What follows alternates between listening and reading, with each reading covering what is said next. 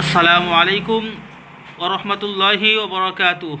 প্রিয় বন্ধুগণ, আশা করছি আপনারা সকলেই ভালো আছেন। আমিও আল্লাহর মেহেরবানিতে আপনাদের দুয়ায় খুবই ভালো আছি। তো বন্ধুগণ, আজকে যে বিষয়টি নিয়ে আলোচনা করব সেটি হলো চোর হাজির করার তদবির। চোর ও মাল হাজির করিবার তদবির, অর্থাৎ এটি এমন একটি তদবির, এমন একটি আমল, যে আমলটি করলে পরে চোর তো অনেক দূরের কথা, চোর মাল নিয়ে, আপনার যে মাল চুরি করে নিয়ে পালিয়েছে সেই মাল যতক্ষণ পর্যন্ত আপনার সম্মুখে হাজির না করবে ততক্ষণ পর্যন্ত তার ব্যবস্থা কি হয়, তার অবস্থা কি হয়, আপনারা নিজে চোখে দেখতে পাবেন। আমলটি হলো এই যে এখানে স্পষ্ট ভাষায় লেখা রয়েছে। তো আজকে যে আমলটি আমি আপনাদের মাঝে দিতে চলেছি, এটি এত একটি অথেন্টিক তদবির, অথেন্টিক একটা চোর ধরার তদবির, সেটা আপনারা না দেখলে, শুনলে, পড়লে বুঝতে পারবেন না। দেখুন, এখানে লেখা রয়েছে, আপনারাও পড়তে পারছেন। নিম্নলিখিত নকশাটি এক টুকরা গোলাকৃত কাগজে লিখিয়া ইহার মধ্যস্থলে একটি সূচ বিদ্ধ করিবে। অর্থাৎ একটি গোল, এই যে গোলটা আপনারা দেখতে পাচ্ছেন, এরকম গোল করে একটা কাগজ নিতে হবে। এই যে গোলটা দেখতে পাচ্ছেন গোলাকার, এই গোলাকার একটি কাগজ নিতে হবে। নেওয়ার পরে যেটি করতে হবে, যে বলছে নিম্নলিখিত নকশাটি এক টুকরো গোলাকৃত কাগজে লিখিয়া ইহার মধ্যস্থলে একটি সূচ বিদ্ধ করিবে। অর্থাৎ একটি সূচ আপনাকে নিতে হবে। সূচ, আর মায়েরা যে সমস্ত সুই নিয়ে যে কাঁথা সেলাই করে, ওই সূচ আপনাকে দুটো নিতে হবে।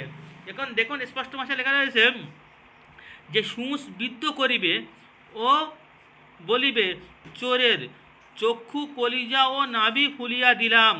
অর্থাৎ যে আপনার মালটুকু চুরি করেছে, একদম শরীয়ত সম্মতভাবে তাকে আপনি বলবেন, ওই চোরের চক্ষু, নাভি এবং কলিজা আমি ফুলিয়া দিলাম।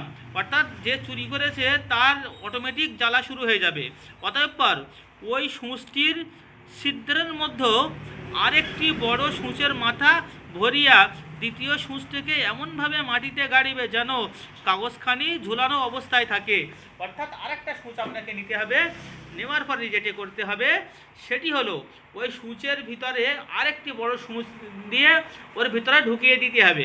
দেওয়ার পরে এমনভাবে ওই সূচটা আবার মাটিতে পুঁততে হবে, যাতে করে আপনি এই যে নকশাটি যে কাগজের উপরে করবেন, ওই কাগজটা অটোমেটিক্যালি এরকম উপরে ভাসতে থাকবে, ঝুলতে থাকবে, মানে ঝুলন্ত অবস্থায় থাকবে। এরপরে যেটি করতে হবে সেটি হলো, ঝুলন্ত অবস্থায় থাকিবে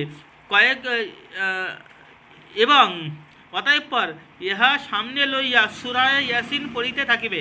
অর্থাৎ যতক্ষণ পর্যন্ত চোর মাল নিয়ে আপনার কাছ পর্যন্ত হাজির না হবে, আপনার কাছে যতক্ষণ পর্যন্ত চোর মালসহ উপস্থিত না হবে, ততক্ষণ পর্যন্ত সূরা ইয়াসিন আপনাদেরকে তেলাওয়াত করতে থাকতে হবে।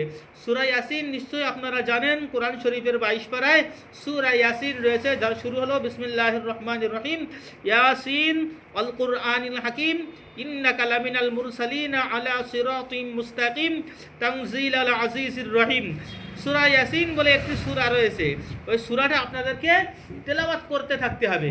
তেলাওয়াত করতে করতে যেটি করতে হবে, কয়েকবার পড়িলেই কাগজ ঘুরিতে আরম্ভ করিবে। অর্থাৎ আপনি কয়েকবার ওই সূরা ইয়াসিন পাঠ করলে আপনি যে কাগজটাতে এই নকশাটুকু করবেন, এই কাগজটা কিন্তু আপনি ঘুরতে থাকবে।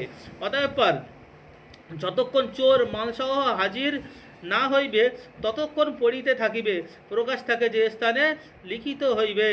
অর্থাৎ এই যে কাগজটির উপরে আপনি এই নকশাটা করবেন, করে যতক্ষণ পর্যন্ত আপনি সূরাতুল ইয়াসিন শরীফ তেলাওয়াত করবেন, আর চোর যতক্ষণ পর্যন্ত আপনার কাছে হাজির না হবে ততক্ষণ পর্যন্ত আপনি পড়তে থাকবেন। ইনশাআল্লাহ দেখবেন, চোর যদি আপনার আয়ত্তর ভিতরে থাকে, যত সম্ভব ছটফট করতে করতে আপনার কাছে চলে আসবে এবং চোরের ততক্ষণ পর্যন্ত জ্বালা যন্ত্রণা শুরু হয়ে যাবে। সুতরাং যদি আপনার কোনো মাল চুরি হয়ে যায়, আপনারা এই আমলটুকু একবার করে দেখতে পারেন। অবশ্যই দেখবেন 100% কাজ হবে ইনশাআল্লাহ। তবে যদি কোনো সমস্যা হয় অবশ্যই আমাদের কমেন্টের মাধ্যমে জানাবেন এবং আপনাদের সুচিন্তিত মতামত আমাদেরকে জানাবেন। ইনশাআল্লাহ যথাসম্ভব উত্তর দেওয়ার চেষ্টা করা হবে ইনশাআল্লাহ।